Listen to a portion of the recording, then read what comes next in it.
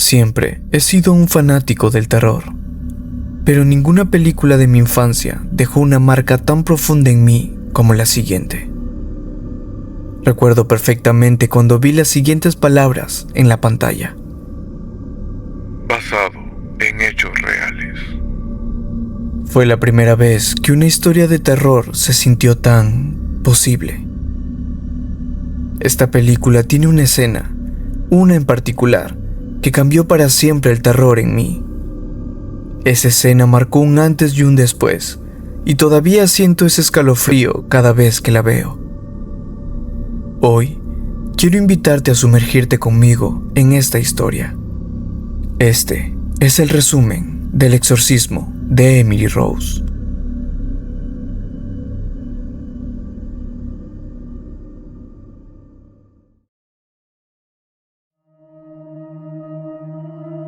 La película comienza con la llegada de un médico forense a una casa en un área rural para examinar el cuerpo sin vida de Emily Rose, una joven universitaria fallecida tras un exorcismo realizado por el padre Richard Moore. Ante la falta de una causa clara de muerte, el sacerdote es arrestado y acusado de homicidio negligente, generando un gran interés mediático y judicial. La fiscalía elige a Ethan Thomas, un abogado meticuloso y escéptico, para liderar la acusación, mientras que la defensa recae en Erin Brunner, una abogada ambiciosa que acepta el caso a cambio de la promesa de ser promovida a socia en su firma. La abogada inicialmente busca convencer al padre Moore de aceptar un acuerdo de culpabilidad para evitar el juicio público, tal como lo desea la arquidiócesis. Sin embargo, el sacerdote se niega rotundamente, insistiendo en que su misión es contar la verdad sobre Emily y lo ocurrido. Aunque duda de que ella sea la persona adecuada para el caso, ya que no cree en Dios, el sacerdote finalmente acepta que ella lo represente, con la condición de que pueda narrar la historia de Emily, a cambio de dejar que la abogada haga todo lo posible por ganar. Durante su investigación, Erin se reúne con la madre de Emily, quien describe a su hija como una joven brillante que soñaba con ser maestra. Al recibir una beca para la universidad, Emily se mostró llena de ilusión y alegría, pero los eventos oscuros comenzaron poco después de mudarse al campus. En paralelo, el fiscal Ethan Thomas advierte a Erin que buscará la pena máxima si ella no convence a su cliente de aceptar el trato de la fiscalía. A lo que Erin responde que su cliente no aceptará nada que no sea cierto y que todo se decidirá en los tribunales. Durante el juicio, el fiscal Thomas presenta su versión inicial, argumentando que Emily padecía epilepsia y psicosis, lo que según él requería un tratamiento médico continuo. Asegura que la decisión del padre Moore de realizar un exorcismo agravó la condición de Emily. Para reforzar su acusación, muestra al jurado dos fotos de la joven, una antes de ir a la universidad y la otra el día de su muerte, insistiendo en la culpabilidad del sacerdote. El primer testigo de la acusación es la doctora Edith Vogel, quien relata que Emily la llamó alterada a las 4 de la madrugada durante el otoño. Emily le contó entre sollozos que esa noche, mientras estaba sola en su habitación, se despertó a las 3 de la madrugada al percibir un extraño olor a quemado. Preocupada, se levantó para investigar, pero no encontró nada fuera de lo normal. Sin embargo, cuando intentó volver a dormir, escuchó como algo caía al suelo. De pronto, la sábana que la cubría fue retirada de su cama por una fuerza invisible. De repente, sintió una presión abrumadora sobre su cuello, como si una fuerza la estuviera inmovilizando. Emily intentó resistirse, pero el poder de la entidad que la atacaba era tal que no podía moverse y estaba totalmente indefensa. De repente, esa opresión terminó de golpe, por lo que la joven, desesperadamente y llorando, corrió afuera de su habitación. De vuelta en el juicio, el Dr. Müller, jefe del departamento de neurología, testifica a continuación. explica que diagnosticó a Emily con epilepsia tras observar un posible foco epiléptico en un encefalograma, por lo que recetó el medicamento Gambutrol. Sin embargo, Emily dejó de asistir a sus citas y le expresó que creía que su condición era un tema espiritual, una idea reforzada por el sacerdote de su iglesia. La abogada Erin Brunner refuta esta acusación, sugiriendo que el doctor solo diagnosticó epilepsia, ignorando los demás síntomas que Emily describió, síntomas que no eran propios de ese padecimiento, por lo que pone en duda la validez de su diagnóstico. Después de la primera sesión, Erin visita nuevamente al padre Moore en su celda. Durante la conversación, el sacerdote advierte a la abogada sobre las fuerzas oscuras que envuelven el juicio. A pesar de la advertencia, Erin se muestra escéptica y decide centrarse en su trabajo. El padre Moore, entonces, le relata que en el incidente en el dormitorio de Emily, la joven logró resistirse a la posesión, pero una noche, en el hospital, después de someterse a más estudios, finalmente sucumbió a la entidad. A partir de esa noche, Emily comenzó a ver sombras y figuras aterradoras por todos lados, incluso en las personas a su alrededor. Desbordada por el miedo, Emily huye desesperadamente hacia una iglesia. En medio de la lluvia, Jason, un compañero suyo, la ve y decide seguirla. Dentro del templo, Jason presencia una escena escalofriante. Emily lucha contra la entidad que la posee. Su rostro luce extrañamente aterrador, con las pupilas totalmente dilatadas. La joven intenta alcanzar la cruz, pero su cuerpo es jalado hacia atrás, como si la entidad quisiera impedir que la joven tocara esa figura sagrada. Finalmente, Emily cae al suelo, llorando y rogándole a Jason que no la abandone. Esa misma noche, mientras Erin duerme en su departamento, los relojes de su casa se detienen a las 3 de la madrugada. Erin se despierta extrañada al percibir un olor a quemado. Al inspeccionar su hogar, no encuentra la causa, pero de repente, las luces se apagan. Un escalofrío recorre su cuerpo al escuchar la puerta de su departamento abrirse por sí sola. Asustada, corre y logra cerrar la puerta con fuerza. Mientras tanto, en la celda del padre Moore, él se despierta al oír ruidos extraños. Se acerca a los barrotes, intentando entender qué está pasando, cuando de repente ve la sombra de una figura oscura y encapuchada. El sacerdote, aterrado, se aferra a los barrotes mientras reza, lo que hace que la sombra finalmente desaparezca, dejando al padre visiblemente perturbado. Al día siguiente, Erin llega tarde a la corte, visiblemente afectada por lo ocurrido la noche anterior.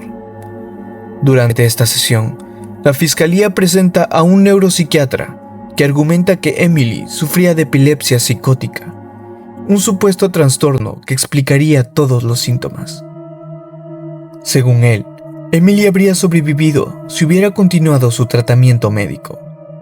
Erin refuta su testimonio, señalando que el término epilepsia psicótica no tiene reconocimiento médico oficial y que fue inventado por el propio testigo, poniendo en duda la credibilidad de su diagnóstico. El juicio continúa al día siguiente con la presentación del caso de la defensa. Erin explica al jurado que el padre Moore actuó desde un enfoque basado en su fe, intentando ayudar a Emily, una joven que significaba mucho para él y para su familia. Para apoyar su argumento, Erin llama a Jason como primer testigo, quien relata cómo Emily rechazaba comer, afirmando que la entidad dentro de ella se lo impedía. También describe que en la noche, después del incidente de la iglesia, se quedó con Emily hasta quedarse dormidos. Al despertar, encontró a la joven en el suelo, contorsionada de manera antinatural, con los ojos completamente negros. El señor Rose, padre de Emily, testifica que tras aquel incidente, Jason la llevó de vuelta a casa, pero su condición solo empeoró. Fue entonces cuando pidieron ayuda al padre Moore. Cuando el sacerdote llegó a la casa de los Rose, encontró a Emily comiendo insectos y gritando de manera inhumana. Cuando intentaron controlarla, Emily entró en una especie de parálisis y con una voz que no parecía suya, empezó a hablar en latín, desafiando al sacerdote y burlándose de sus intentos de ayudarla. De regreso en el juicio, Erin llama como testigo a la doctora Sadira Adani, una antropóloga que explica que Emily era una persona hipersensible y propensa a lo sobrenatural. Según la doctora Adani, el medicamento Gambutrol habría bloqueado los efectos del exorcismo, impidiendo su efectividad, derivando en el fallecimiento de la joven. Después de la sesión, el asistente de Erin le informa que un psiquiatra, el Dr. Cartwright, está dispuesto a testificar. Este psiquiatra estuvo presente durante el exorcismo, por lo que asegura que Emily no sufría de epilepsia ni psicosis, ya que en su experiencia profesional, lo que vio ese día era lo único que lo llenaba de miedo. Antes de despedirse, le entrega a Erin una grabación del exorcismo que podría ser clave para el caso. Erin informa al padre Moore sobre el Dr. Cartwright, pero el sacerdote insiste en contar la verdad. Es entonces que Erin le comparte una experiencia que había vivido hace poco. Había encontrado un dije con las iniciales SB, las iniciales del nombre de la abogada.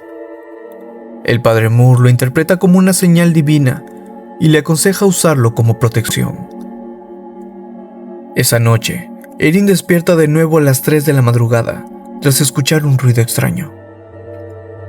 Al investigar, descubre la grabadora que le entregó el Dr. Cartwright, reproduciendo los gritos desgarradores de Emily durante el exorcismo. Horrorizada, Erin apaga rápidamente la cinta y vuelve a intentar dormir. Al siguiente día, el juicio continúa. Esta vez la defensa llama al padre Richard Moore como testigo. El sacerdote narra que la noche previa al exorcismo despertó a las 3 de la madrugada con un frío intenso y un olor a quemado. Al revisar, empezó a tener visiones similares a las de Emily.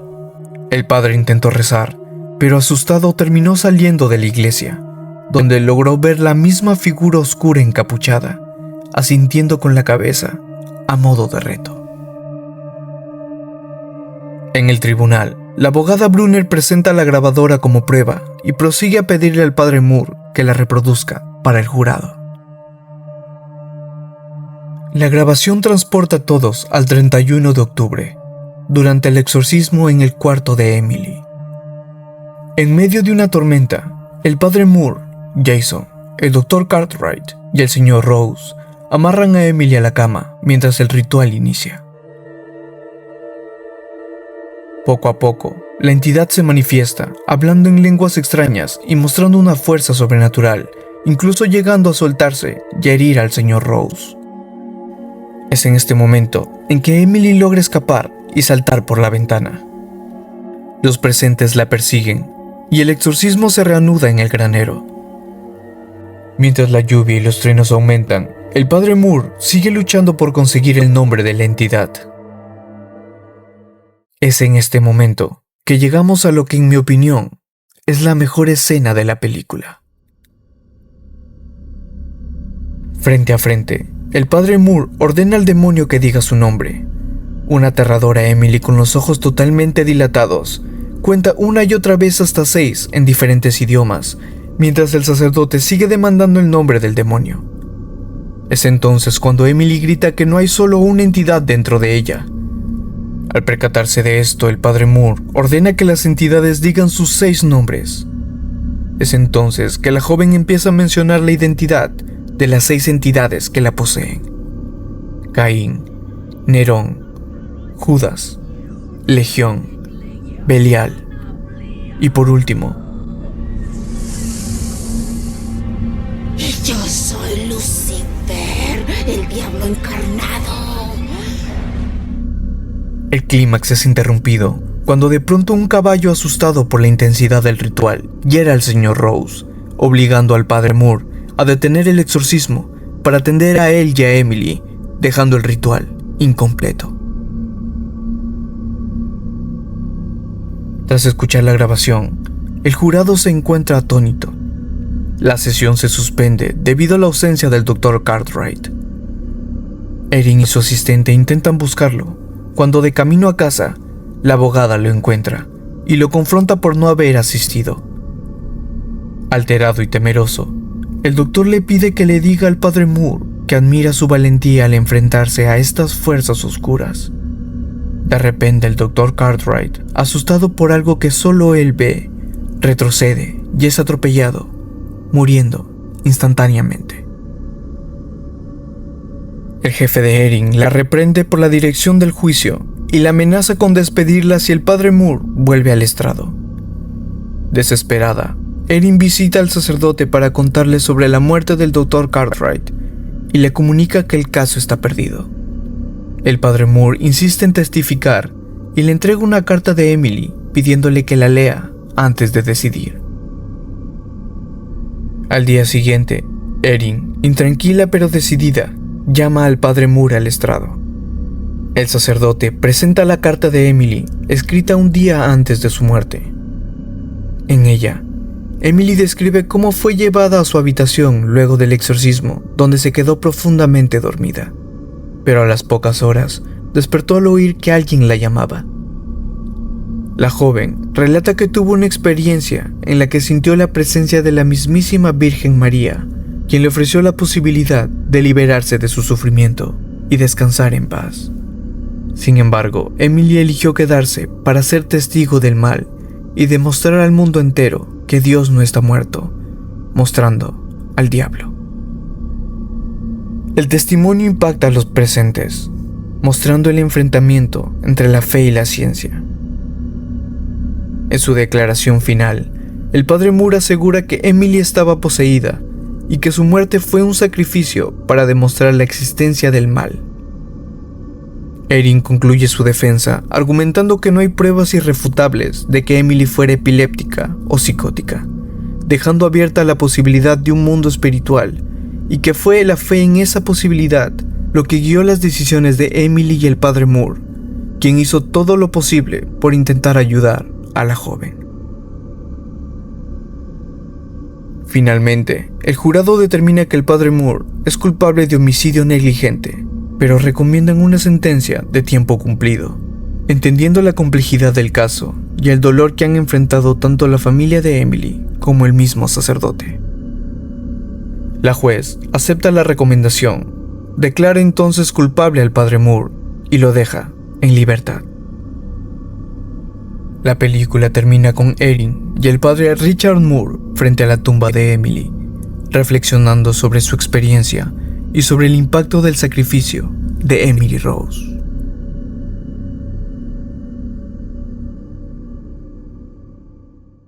Si este resumen te ha gustado, no olvides darle me gusta y suscribirte al canal. Activa la campana de notificaciones para que no te pierdas ninguno de nuestros próximos videos, porque siempre hay más oscuridad que explorar. Y ahora cuéntame, ¿qué otras películas basadas en hechos reales te gustaría ver resumidas aquí en el canal? Déjanos tu comentario y comparte tu terror.